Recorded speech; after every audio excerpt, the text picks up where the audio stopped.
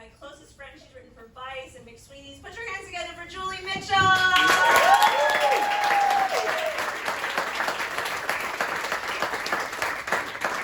Remember me?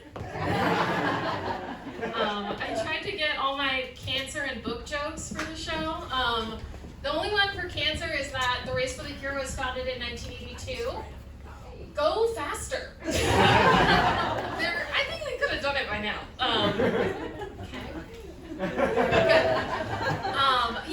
The biggest emotion that I've been feeling is anger. I feel like I'm just so angry at everything, at the world. But that's not funny yet, so we're just gonna move on. The book jokes is that, do you guys know Goodreads, the app Goodreads? Of course you do, come on. So maybe I'll love this. Well, Goodreads is my favorite app because it's the only app that let me know that this girl that I really hate in high school individually ranked all the Twilight books higher than the Diary of Anne Frank.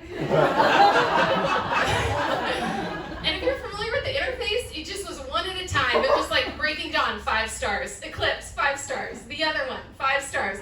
Diary of Anne Frank, 3 stars. It's like, okay, sure. This one is not about a book, but it feels literary. This is for the older people in the crowd, maybe. I don't have a physical type, but my mental type is anyone who's ever jacked off to an R. Crumb cartoon. That's one of the ones like, if you know what I'm talking about, it's great. And if you don't know, it means nothing to you, but I think in about 2 weeks, you'll look it up or see it and you'll be like, wow, she was right. Cool. I've been reading this book about Charles Manson. So I've been masturbating to that. That was for you. He loves that one. I have been masturbating more, thank you. Well, because I was doing online dating for a while, but I had to quit because one day I was a 64% match with someone whose username was Meat Carcass. What? Although truthfully, I didn't actually delete all of them until one time I got fingered in the parking lot of a bank. It was a credit union. Does that make you like me more? And I was just like, this isn't what love is. This isn't what I'm looking for. Okay. I feel like I lost you there. Maybe it's because we're in New York and you guys don't have parking lots. That happened in North Carolina. Does that set the scene more? Thank you. I am brave. I think I'm brave. Just kidding. So I've been masturbating more. And I think people should talk about the porn that they watch, because then I think we would get better porn. So really quick, some of it's bad. Do you guys know some of it's really bad. Unethical. I just have a little list of things that I don't like when it happens in porn. Okay, number 1, I don't like when the women moan when they're giving a hand job.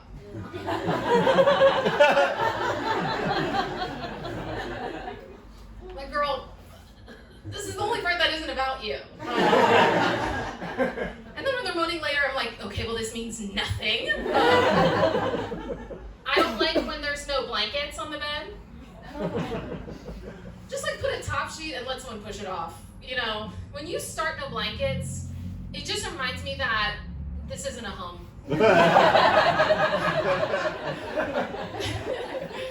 this is a mansion that y'all rented to fuck in, and love isn't real. I wrote that joke when my parents were going through a divorce. Can you tell? When I wrote that joke, my boyfriend was going through a divorce and my parents were going through a divorce. We've sort of calmed down now. Now I'm dating a different man who had a different divorce. I learned that recently divorced men are my chum in the water. Are we a fishing crowd? Okay. You're my #1 fan. I love your laugh. Okay. My parents, I have a very strange, I feel like it's impossible to describe my parents. The closest I can come is that my mom had an opportunity to go to Woodstock, but didn't, because she didn't know what the bathroom situation was going to be. So that's her over here. And then my dad, a map. And he's just looking at it. It's not even right. Like, it'll be a map that's wrong now, and he doesn't care. He's just in it for the map. And also, during COVID, we lived together, my dad and I. And one time, I accidentally saw his porn while I was trying to show him a poem. Are you intrigued by that? You have such a... Oh! Do you want to hear more about that? Obviously. Okay. Okay, well, do you know... Also, this crowd, it feels like you're going to get this reference. Sometimes there's just a lot of blank looks. But do you guys know the William Carlos Williams poem about the plums in the icebox? Yeah. Okay, imagine... Look, I'm going to tell the joke, and now imagine if you didn't know that, and it's just nothing. Okay. So basically, I was really high. My dad smokes weed and watches the news, which is the weirdest thing I could ever. I never want to do that. So he smokes weed, but does that, and then I smoke weed, and I'm a normal person, and I'll just disassociate or whatever. So we're in opposite ends of the house, high, and I'm going, and we have a little fruit bowl, in the middle of the house, on the dining room table. And there's one plum in it. And I can see my dad, he's literary. I told you about the maps. He's always reading. And so I thought it would be just a very quick in and out. I was I'm taking it, like the poem. And my dad just sort of looks at me and he goes, "What?" And he didn't know the poem, but I was high, so I sort of wandered over. And his laptop is sitting black, it's gone to sleep. And I pick it up to look up and show him the poem. And he was high too. I think if he was sober, he would have just been "Let me do that." But he wasn't. So he just sort of blankly looked at me. And I clicked the spacebar and I saw penetration. And because I was high, I also couldn't sort of emotionally recover. So instead of just moving on, I just sort of froze and turned the laptop around. Like he was a dog that shit on the carpet. And I wanted him to know. But then honestly, we just kind of moved on and I did show him the poem. So that's that. Okay. Thanks, that's your freaks. Okay. Yeah, when I was doing online dating, it was bad. It was obviously bad.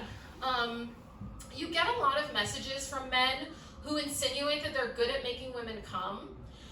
But I just sort of feel like that's like when someone brags about opening a jar that you already loosened for them. You didn't like that one. It's too much porn stuff. Is that what I'm hearing? You want the book stuff again? You want that my family's fucked up? No. Okay. Sometimes with new audiences, I like to do, people who don't know me, I do a 2 truths and a lie just to sort of get everyone. So I'm just going to tell you 3 things, and you just sort of, with what you know now, just go for it. Okay, so 2 are true, 1 is a lie. 1, I've cried in a Planet Fitness bathroom too many times to count. 1.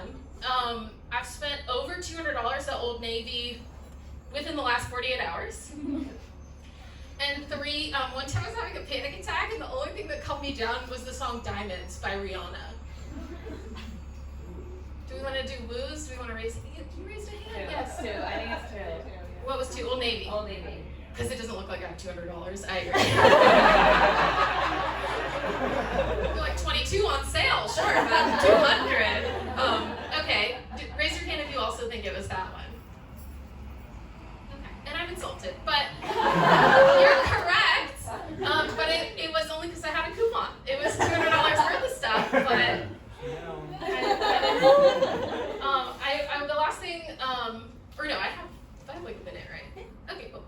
I will say that a huge thing for me that happened this year is that I stopped caring about being conventionally attractive, which is a big deal because I feel like as long as I've had conscious memory, I've wanted to be thin. At a time where I should have been learning math.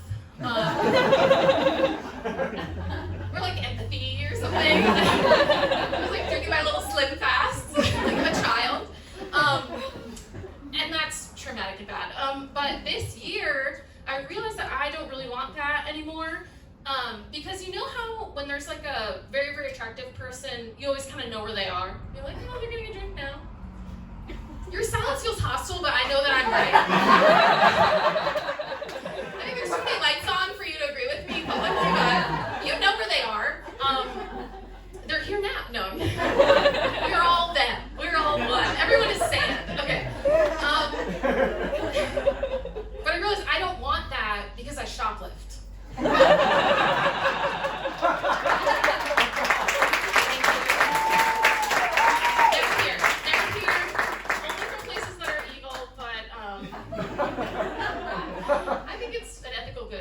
shoplift from a lot of places, and I'll do that. Okay, thank you so much for all of the actually Pop-Tart. Give it up for Mom.